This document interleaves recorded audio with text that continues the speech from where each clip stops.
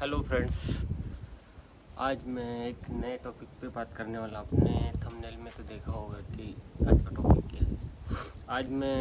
आज 18 तारीख है, 18 जून है और मैं यहाँ पे सवेरे के 6 बजे पार्क में आया हूँ, वीडियो बना रहा हूँ। आज का मौसम भी बहुत बढ़िया सुहाना है, पानी हल्का सा बारिश हो रही है, बादल पूरे छाए हुए हैं और ठंडी ठंडी हवाएं चल रही है।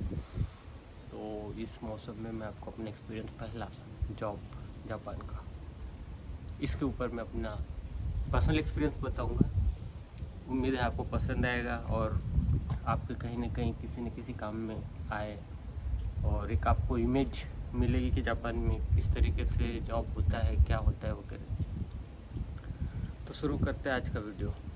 और आप लोगों ने जो सब्सक्राइब किया है और लाइक किया मेरे चैनल को, उसके लिए मैं सबसे पहले आपको धन्यवाद देना चाहता हूँ। तो कम से कम आज से 8 साल पहले की बात है जब मैं जापान में आया था। तो जब मैं एक्चुअली में जापान में कैसे आया, क्या है, ये सारी चीज़ें अपन अगले वीडियो में या फिर दूसरे वीडियो में लेंगे। लेकिन अभी फ़िलहाल जापान में आने के बाद क्या हुआ पहला जॉब में, क्योंकि अगर बहुत सारी चीज़ें साथ में कंक्लूड किए तो फिर वीडियो लंबा हो जाता है। इसलिए मैं चाहता हूँ कि अपन अलग अलग छोटे छोटे वीडियो बनाएं और उसमें मैं अपना एक्सपीरियंस एक छोटे छोटे टॉपिक को लेके, कुछ में अपना एक्सपीरियंस, कुछ में कुछ अलग चीज़ें जो एक्सपीरियंस नहीं है लेकिन जो मैंने सीखा है, वो सारी चीज़ मैं डिस्कस करना चाहता हूँ। तो फिर से मैं अपने पॉइंट पे आता हूँ। तो जब मैं जापान में पहली बार आया तो सबसे पहले हम लोग नारिता एयरपोर्ट में पहुँचे। नारिता एयरपोर्ट में मतलब जब मैं पहुँचा तो वहाँ पे जो मेरी कंपनी थी जिसने मेरे को एम्प्लॉय किया था, एक्चुअली में मैं जिस कंपनी में मेरा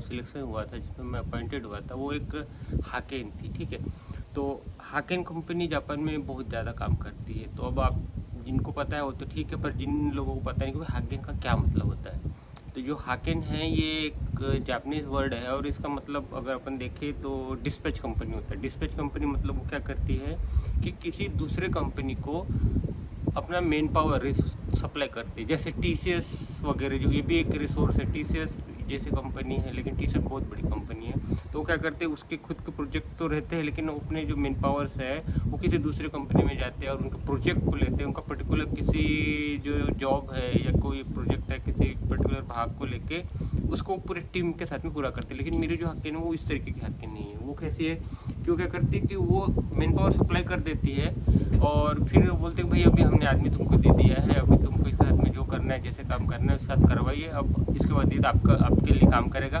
लेकिन जो सैलरी है वो सैलरी हमको उस कंपनी से डायरेक्ट नहीं मिलती, वो हाकेन ही हमको देती। तो सबसे पहले क्या, हम पहले क्या होता है कि जिस कंपनी में हम काम करते हैं तो वहाँ पे वो जो कंपनी है वो हमारे कंपनी को सैलरी देती है और फिर वो हमारी कंपनी जो हाकेन कंपनी वो फिर क्या करती, हमको उसमें सैलरी देती। तो एक प्रकार का हाकेन इस तरीके का सिस्टम होता है और जापान में ये बहुत पॉपुलर है।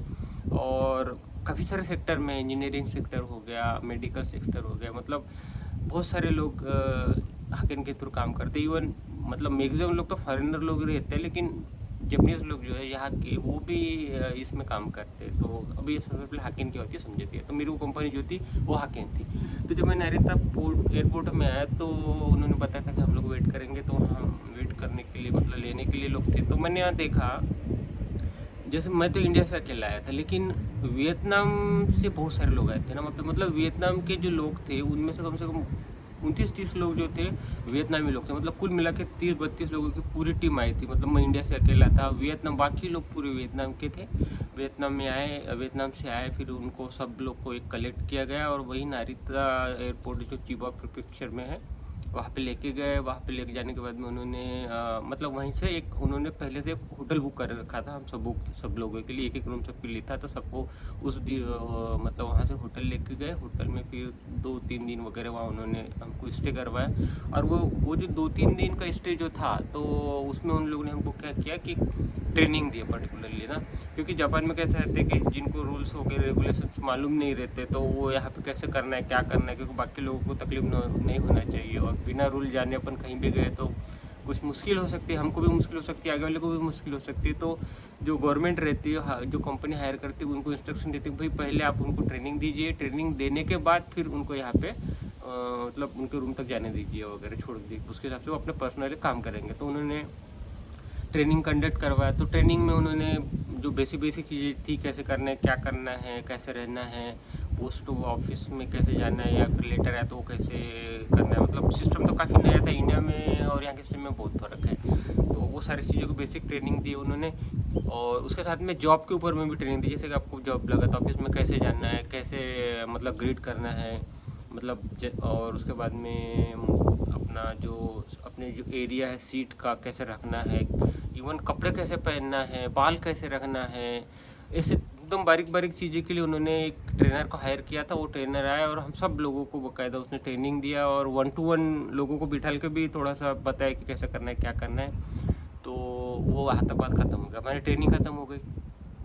अब क्या था कि जो हाकिम थी, वो हाकिम क्या करती है कि यहाँ लोगों को लाती है और फिर बाद में वो क्या करते हैं, उनके लिए जॉब देखती है। मतलब जॉब पहले से डिसाइड नहीं रहता कि तुमको जॉब मिल गया और वहाँ जा पाओ, वैसा नहीं। तो वैसा केस हो सकता है, पर मेरे केस में ऐसा था कि हम लोग सब लोग आए और बोले अब इसके बाद हम तुम्हारे लिए क्या करेंगे, अलग अलग कंपनी में जॉब खोजेंगे। ठीक है, तो ये प्रोसेस चालू। तो लेकिन मेरे साथ में क्या था कि उन्होंने बोला कि नहीं तुम्हारा जॉब फिक्स हो गया है, मतलब मेरा इंटरव्यू भी नहीं हुआ, कुछ भी नहीं हुआ, मतलब जहाँ मेरे को भेजना है उन्होंने बोला कि नहीं तुम्हारा जॉब फिक्स हो गया है, तुमको वहाँ पर्टिकुलरली एक चीज कंपनी में जाना है। वो कंपनी थी ब्रिजस्टोन टायर कंपनी, जापान की बड़ी कंपनी है। तो बाकी लोग बोले यार तेरा इंटरव्यू नहीं हो, कुछ नहीं हो, कैसे तेरा एकदम हो गया, और वो बोले क्या तुम्हारा हो गया, अच्छे से परफॉर्म करो। तो मेरे को भी अच्छा लगा कि मैंने बोला यार, क्योंकि कैसे होता है हाकिम में आने के बाद में अगर जॉब नहीं मिले तो खाली रहना पड़ता है बहुत दिन तक।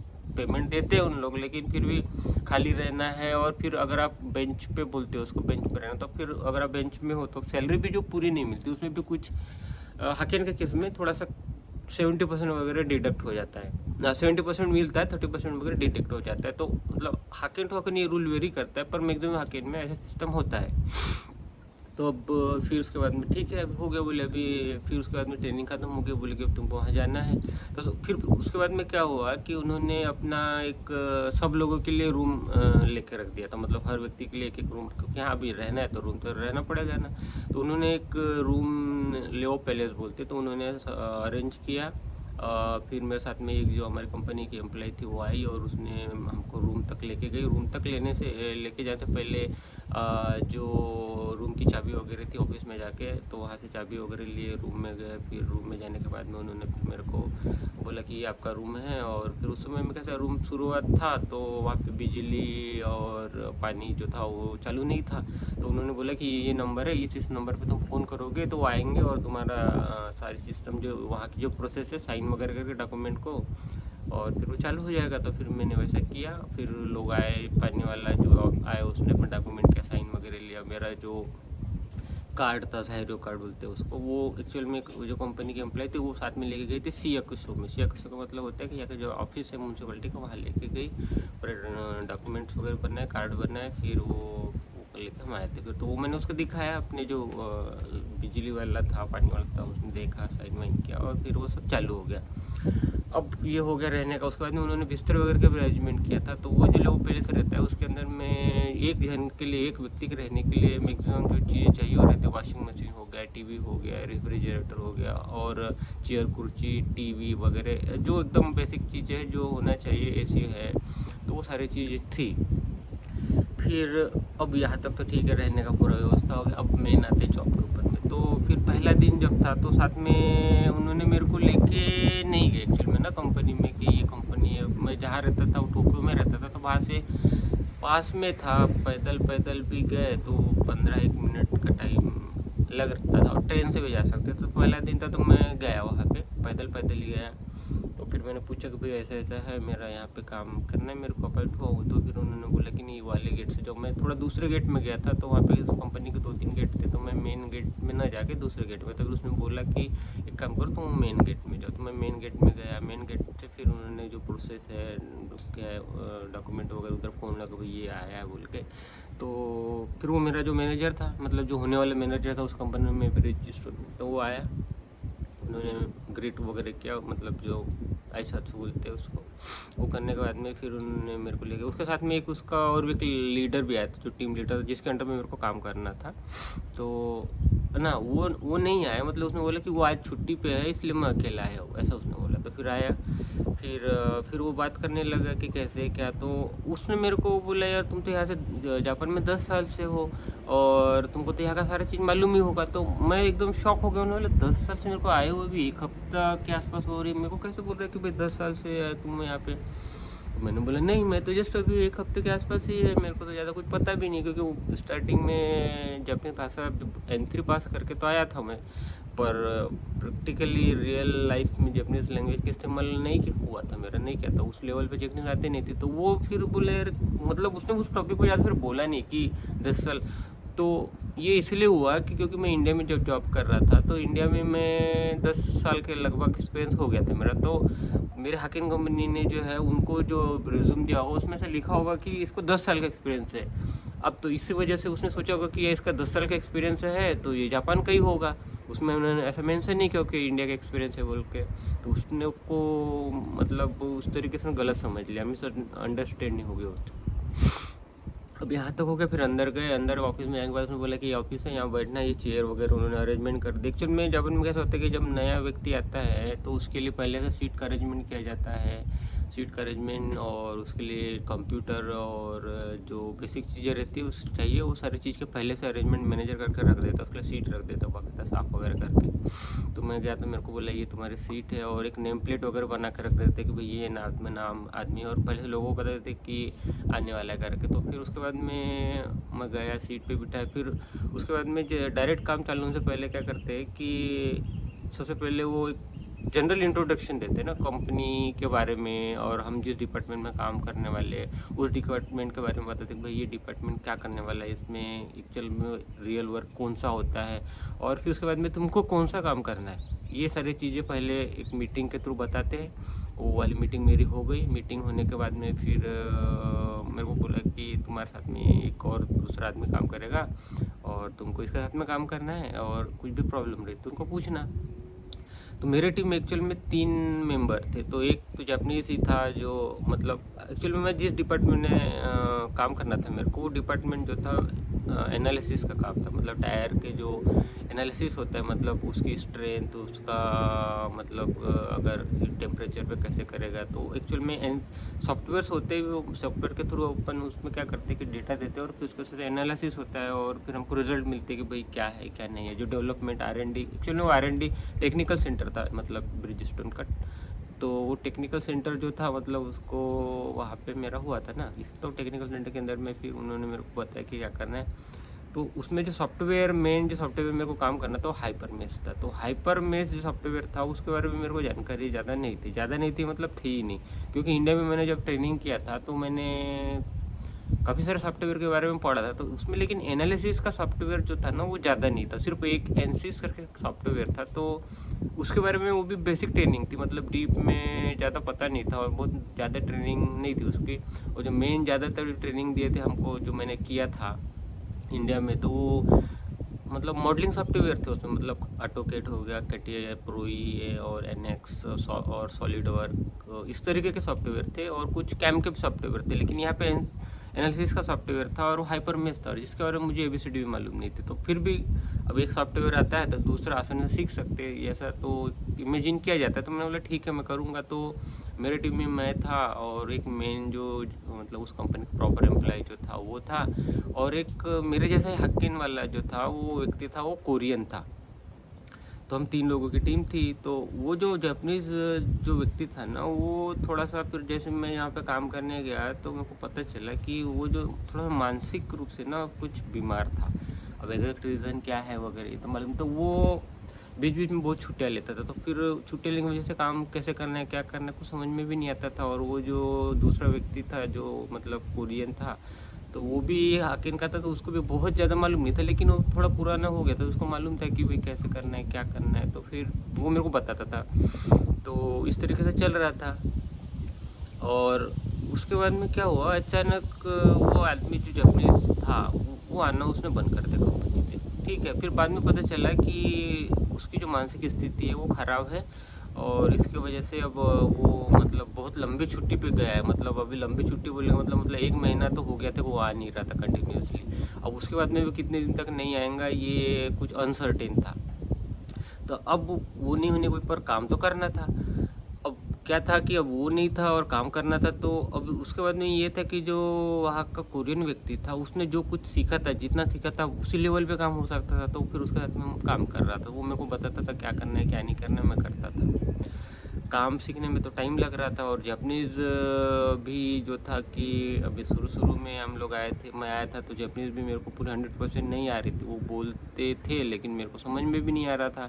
कुछ 15 से 25% के आसपास मेरे को समझ में आ रही थी। मतलब कि 15-25 थोड़ा सा कम हुआ, 50% बोल सकते हैं, तो समझ में कम आ रहा था। तो लेकिन फिर भी चल रही थी, काम चल रहा था।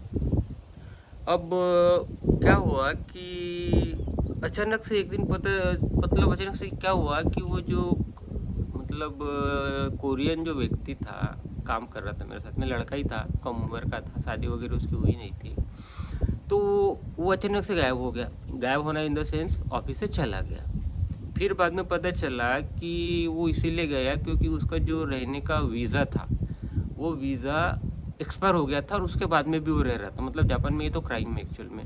तो ये उसके हकीम की रिस्पॉन्सिबिलिटी थी कि भाई वो उनको कंट्रोल करना चाहिए कि बंदा यदि है तो उसका कितने दिन का वीज़ा है, कि कब एक्सपायर होने वाला है, कब रिन्यू करने वाला है। तो ये सारी चीज़ें हकीम को ये मतलब कंट्रोल करना पड़ता है, वो उसका रिस्पॉन्सिबिलिटी है।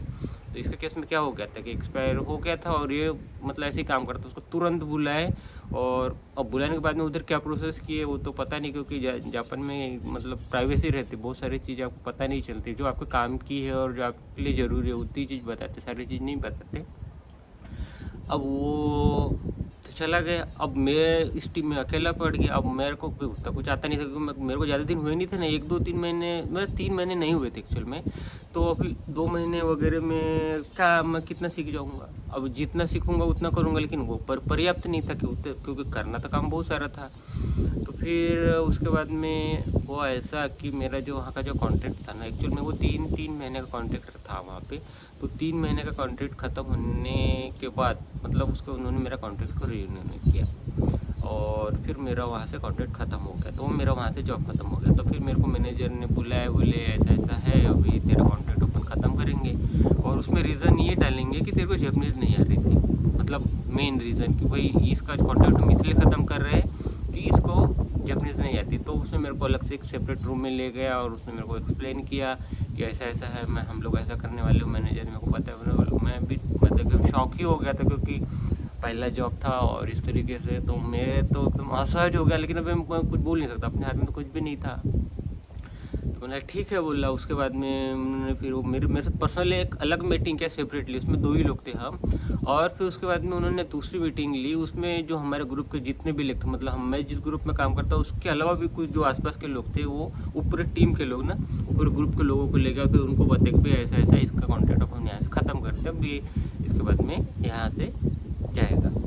तो ये जो मेरा एक्सपीरियंस था, ये पहले जॉब का एक्सपीरियंस था। मतलब मैंने 3 महीने काम किया और उसके बाद मेरा कॉन्ट्रैक्ट ख़त्म हो गया। कॉन्ट्रैक्ट में ख़त्म होने के बाद में फिर मेरी जो कंपनी जो हाकेन जिसको बोलते हैं, वो फिर उसने दूसरा जॉब खोजना चालू किया। तो वो दूसरा कैसे जॉब खोजने का क्या क्या प्रोसेस है, कैसे करते हैं, क्या करते हैं, तो ये मैं एक्चुअल में नेक्स्ट वीडियो में बताऊंगा, क्योंकि ये वीडियो इसमें लंबा हो जाएगा। तो मैं स्टेप बाय स्टेप अपने एक्सपीरियंस बताऊंगा, और सारी चीज़ें आपके काम में भी आएगी। मतलब अगर जो जापान में आना चाहता है, जापानी सीखना चाहता है, या फिर जापान में उसको इंटरेस्ट है, जापान में कैसे होता है, क्या होता है, तो उसके लिए जानकारी इन्फॉर्मेटिव हो सकती है, एक्सपीरियंस नया हो सकता है। तो दोस्तों, कैसा लगा आपको मेरा वीडियो? अभी वीडियो एक्चुअली मैं मतलब नया हूँ, तो मैं थोड़ा एक्सपर्ट भी नहीं हूँ वीडियो बनाने में। तो मेरे से कुछ हो सकता है, आप मिस्टेक हो तो आप थोड़ा उसको इग्नोर कर दीजिए। और मेरे जो चैनल है उसको लाइक, सब्सक्राइब और शेयर वगैरह जो है वो आप करेंगे तो अच्छा रहेगा। तो आज का वीडियो यहीं तक।